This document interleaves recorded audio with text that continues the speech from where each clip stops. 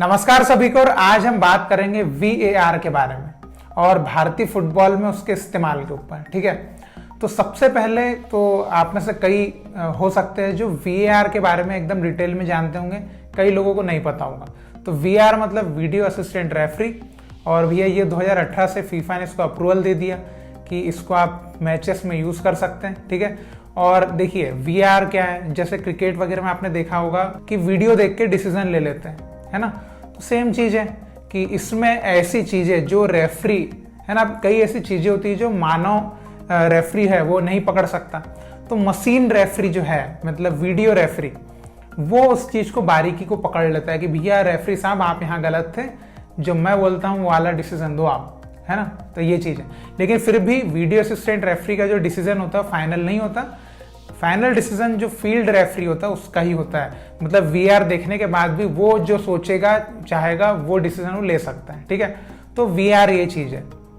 अब पहले से कॉस्टिंग की बात करते, फिर उसको हम भारतीय फुटबॉल से कनेक्ट करके आगे बात करेंगे। सबसे पहले कॉस्टिंग की बात।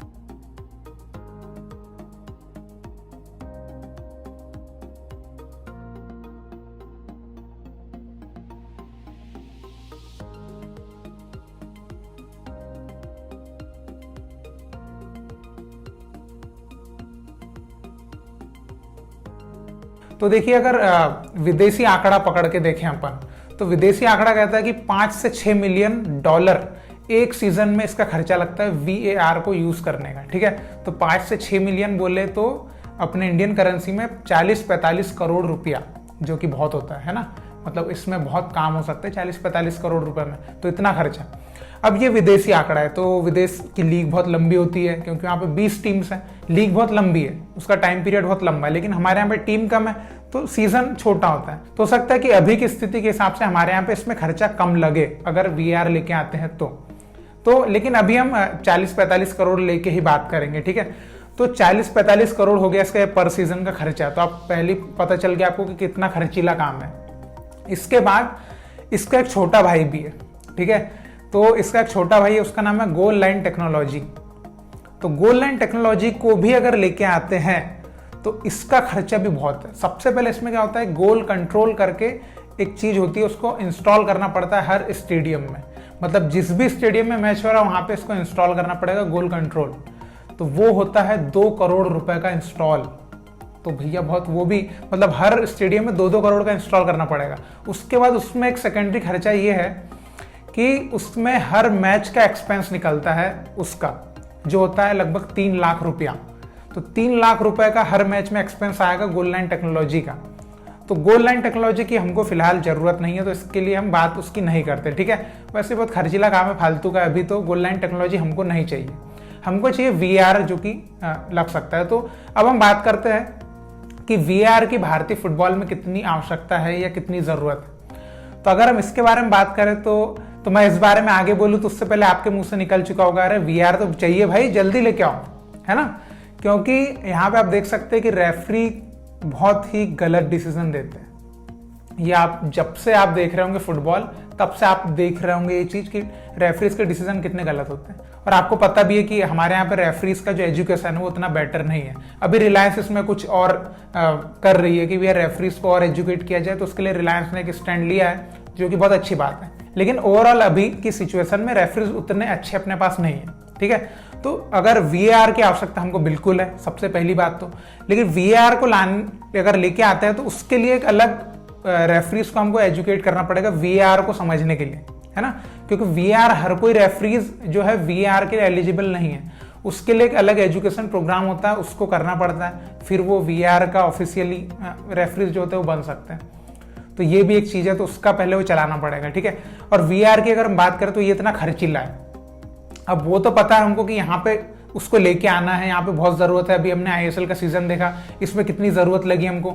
अभी AFC चैंपियंस लीग में भी नॉकआउट राउंड से VAR चालू है, लेकिन आप देख सकते थे कि हमको ग्रुप स्टेज में VAR की कितनी ज़रूरत थी। अगर मुंबई सिटी के फेवर में मिल जाते कुछ डिसीजंस, तो हो सकता था कि हमने जो कई मैच है हमारे, उसमें हम कुछ बेहतर रिजल्ट दे सकते थे, है ना। तो अगर VAR होता तो हमको हमारे बेनिफिट में कुछ रिजल्ट मिलते, लेकिन अब वो नहीं हो पाया। तो इसलिए VAR बहुत इंपॉर्टेंट है। तो अभी हम आगे बात करें उससे पहले VR का एक चीज है कि VR के कुछ लोग वीआर के सपोर्ट में, कुछ लोग वीआर के सपोर्ट में नहीं है। अब कैसे कि कई लोगों का ये मानना है कि वीआर जो है ये खेल का असली मजा किरकिरा कर रहा है, क्योंकि ये जो है ये जो चीज चल रही है उसको रोक देता है। आपने भी देखा होगा कि रेफरी पहले को डिसीजन दे देता है, फिर बाद में रेफरी जो है डिसीजन चेंज कर लेता है। तो कई लोगों का मानना है कि ये गेम का मजा जो है ये सही नहीं कर रहा है, लेकिन कई लोगों का मानना है कि ये बिल्कुल सही है, क्योंकि इससे एकदम 100% जो एग्जैक्ट रिजल्ट होना चाहिए वो डिसीजन जो होता है वो निकाल के देता है। तो मैं भी खुद वीआर के पक्ष में हूं, क्योंकि वीआर जो है ये सही डिसीजन लेने पे मजबूर करता है रेफरी को भी। जैसे कई जगह पेनाल्टी नहीं होती है, रेफरी दे देते हैं, तो ये उसको बताता है भाई आपको पेनाल्टी नहीं देना था, फिर रेफरी अपना डिसीजन जो है उसको कट करता है, बोलता है ये पेनाल्टी नहीं है। तो ये वीआर बिल्कुल सही है। अब बात करते हैं अपने इंडिया में वीआर कैसे आएगा। अब देखिए बहुत खर्चीला है, बिल्कुल खर्चीला है। 40-45 करोड़ रुपए ऐसे लगाना सिर्फ एक टेक्नोलॉजी लाने के लिए, है ना। अभी अपने को और भी काम है, तो ये एक बात आती है बीच में। लेकिन वीआर डेवलपमेंट के हिसाब से बहुत इंपॉर्टेंट है, क्योंकि आप देखिए भाई अभी कई क्लब्स ओनर का भी ये कहना रहता ना, अरे यार ये रेफरी ने डिसीजन गलत दिया। कई फैंस का भी कहना रहता है अरे यार रेफरी ने डिसीजन गलत दिया। तो कुल मिला के बात कहां पे आ रही है, अरे रेफरी ने डिसीजन गलत दिया, इसकी वजह से मैच हार गए। तो लोग अपना जो हार है उसको खेल वेल पे नहीं, सीधे रेफरी पे थोप रहे सीधे, है ना। कई मैंने देखा ना, कई बोलते भी अरे इसने पैसा खा लिया होगा, रेफरी खरीद लिया होगा, नहीं ये कर लिया होगा, वो कर लिया होगा, ऐसा बोलते हो ना। तो ये जो चीज है इसका सबसे बड़ा तोड़ वीआर है। अभी कई लोग तो वीआर के भी कंप्लेंट करते हैं कि वीआर भी गलत डिसीजन देता है, अभी कई लोग ऐसे भी है। तो अभी देखिए अगर आप शिकायत पे जाएंगे तो दुनिया में कभी शिकायत खत्म नहीं हो सकती, है ना। चाहे वीआर लाओ, चाहे बिल्कुल क्या ला लो, मुझे नहीं पता। तो अब ये एक चीज है, अब इसको लाएंगे कैसे। देखिए अब विदेश में जितने भी लीग्स है, जहां जहां वीआर है, जितने भी टॉप प्रोफेशनल लीग्स है, सब जगह वीआर चलता है। तो वीआर जो है इसके लिए हर लीग जो अपनी तरफ से पैसा नहीं देती है कि हम वीआर लेके आ रहे हैं, हमें कोई नहीं देता।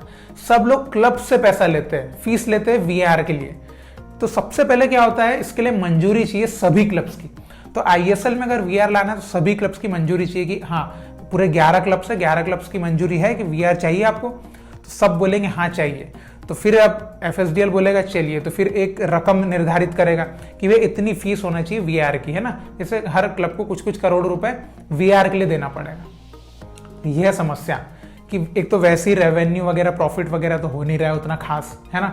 अब ऐसे में एक वीआर टेक्नोलॉजी के लिए अलग से पैसा पे करे क्लब, तो क्लब वाले पहले हाथ खींच लेंगे, अरे यार कौन पे करेगा और अलग से इतने। तो ये एक दिक्कत है। अब एफएसडीएल जो अपनी तरफ से भी लगा सकता है, कोई दिक्कत नहीं है। क्या एक महासागर में से बूंद जितना तो पैसा है वो 40-45 करोड़ रुपए एफएसडीएल के लिए।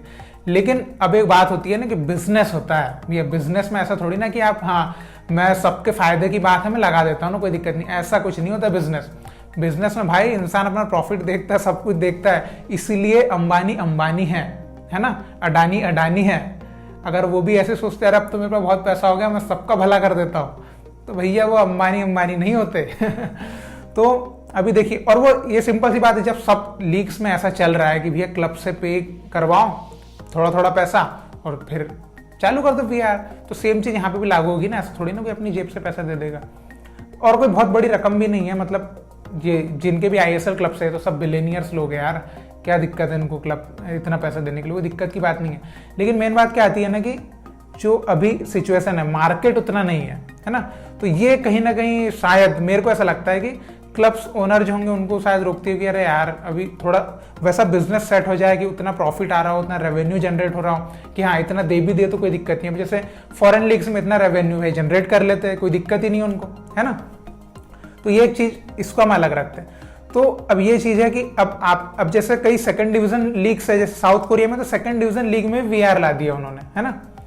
तो अब लेकिन वीआर जो एक नेसेसिटी बनते जा रहा है, ये बात भी मानना पड़ेगा, क्योंकि आपको ही पता है कि आपने आईएसएल का सीजन देखा, इसमें कितने कितने सारे ऐसी गलतियां आप निकाल सकते हैं रेफरीज की कि आपने यहाँ गलत डिसीजन दिया या आपने यहाँ गलत डिसीजन दिया। बहुत सारे डिसीजन गलत थे, एएफसी चैंपियंस लीग में डिसीजन कई गलत थे। तो कितनी सारी गलतियां हो रही हैं। अब ऐसी गलतियों को कब तक आप रोक के रख सकते हो। एक टाइम तो आएगा कि आपको वीआर लेके आना ही पड़ेगा।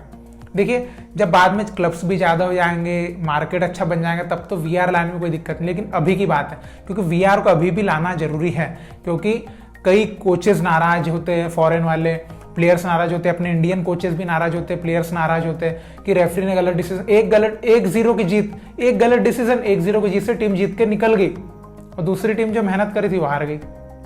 तो कितना जरूरी है, बहुत जरूरी है भाई।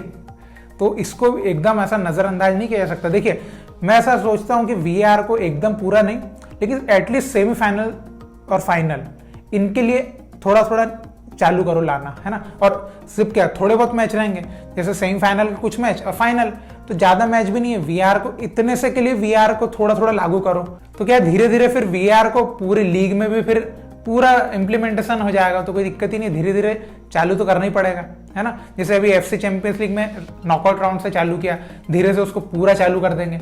वैसे हमको आईएसएल में भी इसको लाना पड़ेगा, क्योंकि अभी आवश्यकता बिल्कुल बढ़ते जा रही है वीआर की। आप भी मानती होंगे इस बात से, है ना। तो अब मैं आपकी राय जानना चाहूंगा। देखिए मैं तो बिल्कुल वीआर के पक्ष में हूं कि वीआर भारत में आना चाहिए। इसकी एक्स्ट्रा कॉस्टिंग जरूर है, लेकिन मैं जो मानता हूं कि अभी हमको सेमीफाइनल फाइनल पे लाना चाहिए। फिर धीरे धीरे जब ऐसा लगेगा कि हाँ भारतीय फुटबॉल मार्केट बढ़ने लगा है, रेवेन्यू थोड़ा सा आने लगा है ना। अभी तो जैसे पब्लिक अलाउ नहीं थी, टिकटिंग वगैरह का रेवेन्यू जनरेट जो होता था वो सब चीजें रुकी हुई थी। तो अभी ऐसी कई चीजें जो वापस अब फिर से आ जाएगी, तो उसके बाद देखना चाहिए माहौल अगर सही है तो सेमीफाइनल फाइनल इनसे फिर धीरे धीरे और उनको बढ़ाते हुए ऐसे वीआर लागू करना चाहिए। अब मैं आपकी राय जानना चाहता हूं कि आप क्या सोचते हैं, आपकी वीआर के बारे में क्या राय है, कैसे इसको इम्प्लीमेंटेशन होना चाहिए आईएसएल में, या इसकी कॉस्टिंग के बारे में आपका क्या विचार है। जो भी आपके दिल में है वीआर से रिलेटेड बातें आप बिल्कुल कमेंट में बताइए, क्योंकि आपकी बात भी बहुत महत्वपूर्ण है सभी के लिए जानना कि आप किस तरीके से देखते हैं इस बात को, ठीक है। और इसी तरह भारतीय फुटबॉल को सपोर्ट करते रहिए। बहुत बहुत शुक्रिया वीडियो देखने के लिए। जय हिंद, जय भारत।